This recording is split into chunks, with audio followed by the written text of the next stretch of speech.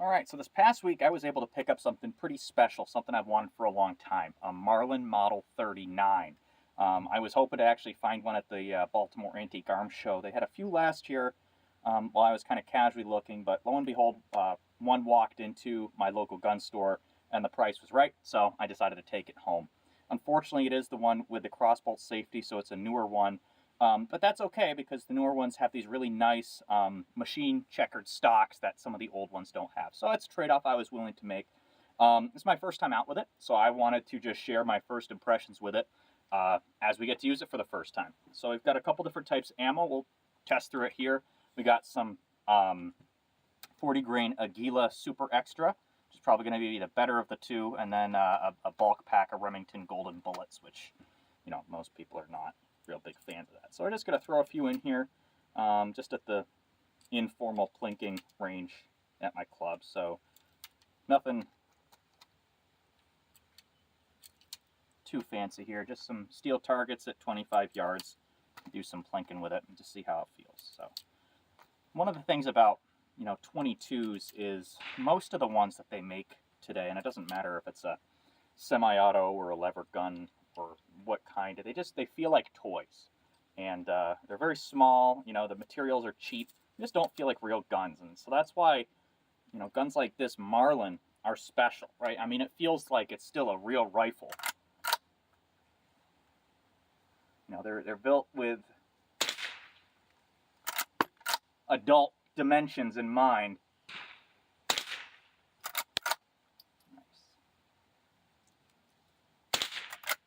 I don't think this has been used much.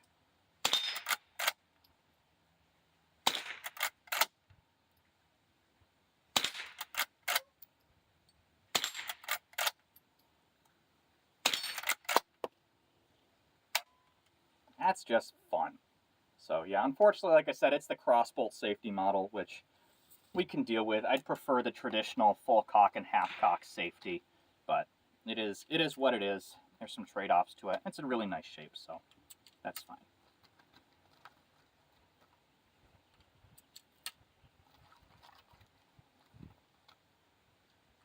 Even with a gun like this, when you're working the lever on something like a Henry, they're smooth, but again, it doesn't feel like you're working the action on a real full-size rifle. This does, right? The action still feels like you're shooting like a Marlin 336 and 30-30 or something. It's built for, somebody who's looking for a serious rifle, but still wants the affordability of 22 LR.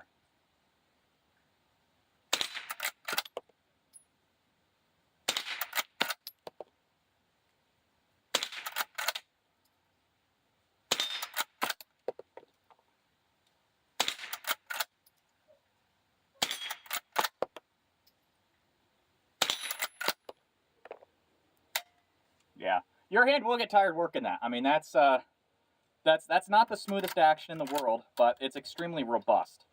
And I may tie some paracord or deer hide skin or whatever there just to kind of soften it. But yeah, I mean, it's a fun rifle.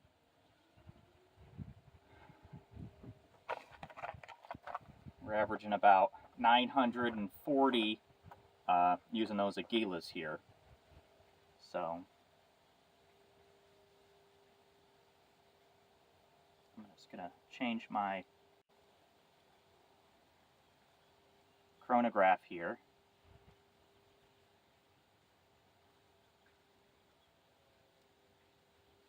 Get a new session set up.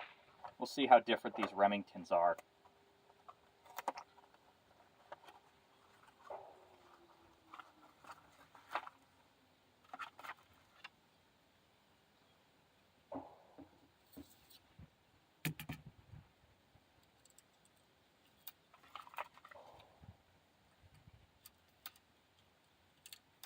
These, of course, have quite the reputation of being dirty, not so accurate, but for whatever reason, I have an older Martini Henry, and if you go and watch the Cabin Fever video that I did this year, that's what I shot for the Rimfire Division.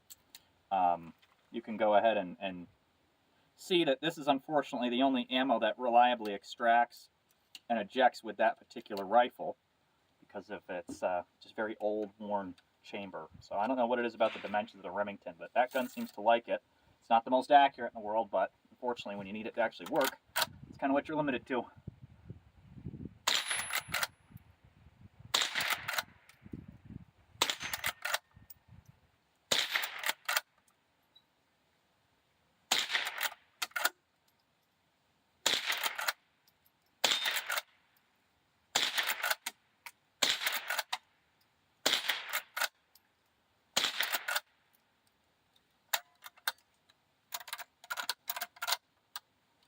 So of those shots, only one registered on the Garmin here. So I'm actually going to move that just a little bit closer to where I'm shooting. We'll do one more of those and call it good.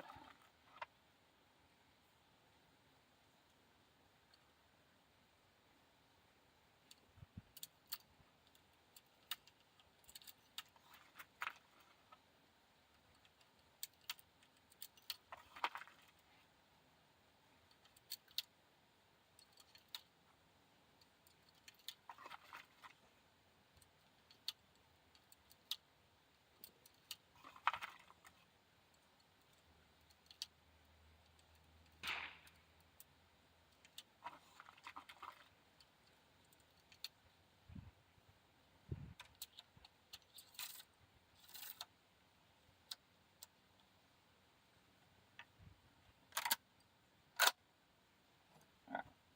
Let's see.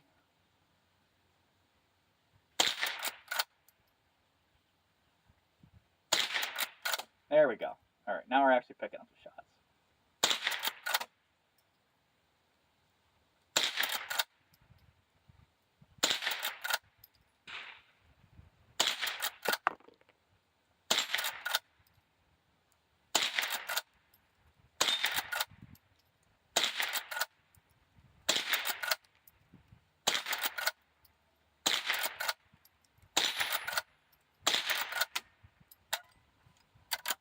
All right, so we got a pretty big spread there. 1150.9 all the way up to 1268. So again, it's not the most consistent ammo in the world, but it's affordable, and unfortunately for me, I've got one gun that only likes it. So ultimately, I'm happy with it. I think this is a good purchase. It's a good gun for anybody who wants, you know, a 22 that's going to be really durable, really reliable, but feels like a real full-size rifle when you're shooting it.